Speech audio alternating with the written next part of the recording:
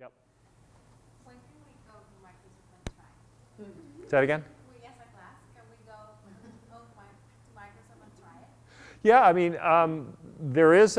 we could work on following up and having the local team host you at our site in Mountain View. There's a, remember what I said? We can work on the team. But we have a garage there. We have a garage there where there's lots of toys. I mean, Kenny used to work on my team. We just transferred him to the garage, and he's a super geek. He is a super geek, and the other day, just this week, I was walking out of the main building, and he had a group of guests out in front of the big Microsoft logo. They were taking their picture, and there were drones flying all over their heads because he was doing all this kind of stuff. So we have a garage, and people play, and we invite people in. So Emily and I will follow up, and we'll see if we can find a host. And if you guys want to find your way there, I'm sure somebody would be glad to give you an hour or two and give you an exploration.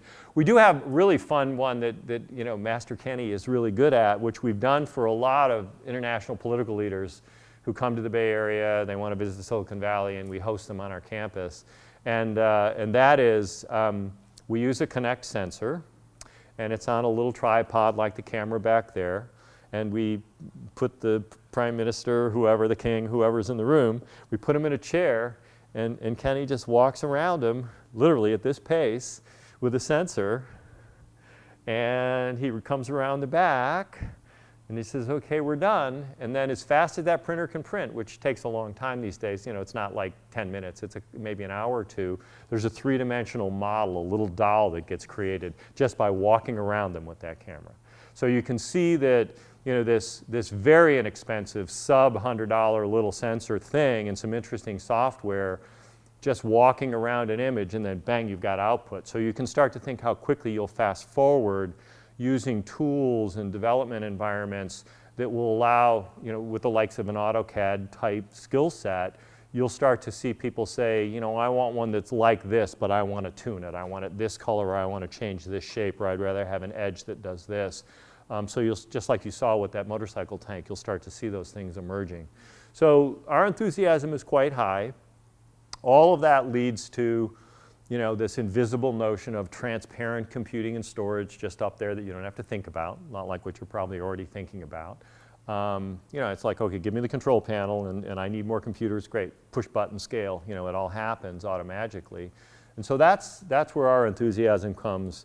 And we will continue to push this frontier of interface, both voice and visual engagement, and then the idea of starting to use three-dimensional imagery to do transport and effective meetings and things like that. Not long ago, just to take a little segue, not long ago, within the last 6 or 8 years, I'm not calling them out for any reason other than this is what they did, but you know, Cisco and HP and a couple of companies, those two to be called out, were offering up these conference rooms that you could put in your building as a large corporation and spend $500,000 worth of outfitting and equipment to make that room such, to your point about the little girl and the guy, that you could have, you know, a little Star Trek-y-like meeting where you're sort of like, beam me up. You could pretend that you're sitting in a room with people on the other side of the country or wherever who also spent $500,000 on outfitting their conference room to be an exact image of what your conference room was. Well, we're doing it off the shelf in real time using, you know, again, Skype infrastructure, peer-to-peer, and then boom, with these lenses. So, and we saw that coming in spades. As a company, we have 1,000+ PhDs in our research organization. We are the largest computer science department in the world by far. And every one of those people are hired to further the state of the art in their field. We don't tell them what to do. But we only hire them in the fields that we think are relevant to our future. So we've got anthropologists and MDs, but they're mostly computer scientists. They're thinking deeply about these kinds of things. And they all publish freely and openly and work with the academic community all around the world. Part of my work, which is really kind of the last slide, and we'll get into Q&A, but we're already there. Part of my work is thinking through these public-private partnerships with the universities, thinking how the academics who are in the university community Not the ones doing the computer science work, because our research group does that, but the ones who are thinking about the social implications and the policy implications of the technology that's going to change the way people interact, and how the regulatory regimes are going to say, oh, but wait, we need access to that phone. We have a subpoena, right, like the iPhone case. So what are those issues? Or in the case where we've sued the US government twice. We just sued them this week. And I don't know, about a year ago, we sued them as well. They came to us and said, we want you to deliver the papers, which in this case is digital electronic mail, but technically the papers that belong to a person that are sitting in an Irish data center. We're a US company and this is a US person. And we said, you have a treaty, you, the US government, you have a treaty with Ireland by which you get those things. Don't ask us to do it. So there are international laws. They need to be extrapolated and bubbled up to how the digital world is going to function. We just believe that local laws prevail, and we're not going to reach extraterritorially into a world and break that regime, which is hundreds of years in the making, certainly 50 plus years, you know, probably 100 years in the making in terms of international law, sort of from the early 20th century, or early 19th century, and 20th.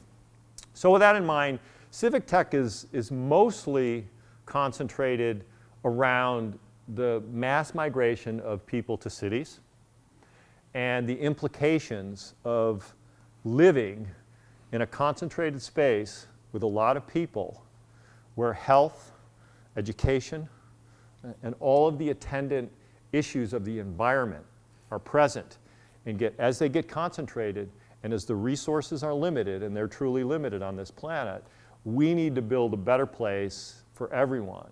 And technology is an instrument that pervades and underpins every problem that exists in a metropolitan area.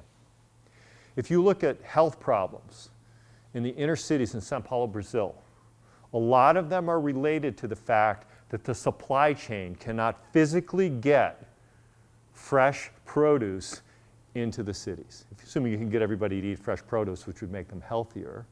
But the supply chain and the traffic and logistics problems are so great that that's one of the leading causes of the medical issues. There's a huge expense on society and an incredible loss of human potential.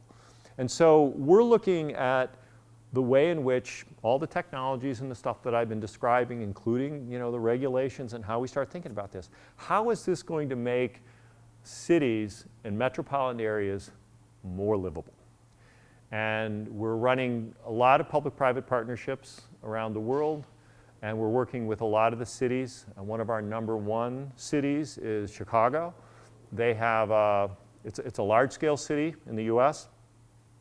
They have made their city available as a platform. They've literally opened it up.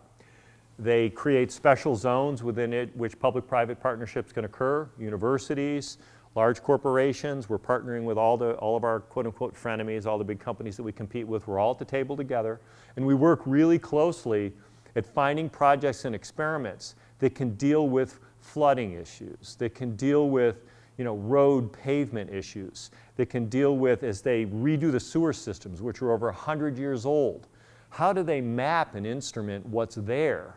And how do they do that in a proactive way by alerting everyone when this work is going on? So we'll take a small section of the city and say, we're going to dig all the way down. And when we do that, we're going to model and pilot mapping that fully in 3 dimensions.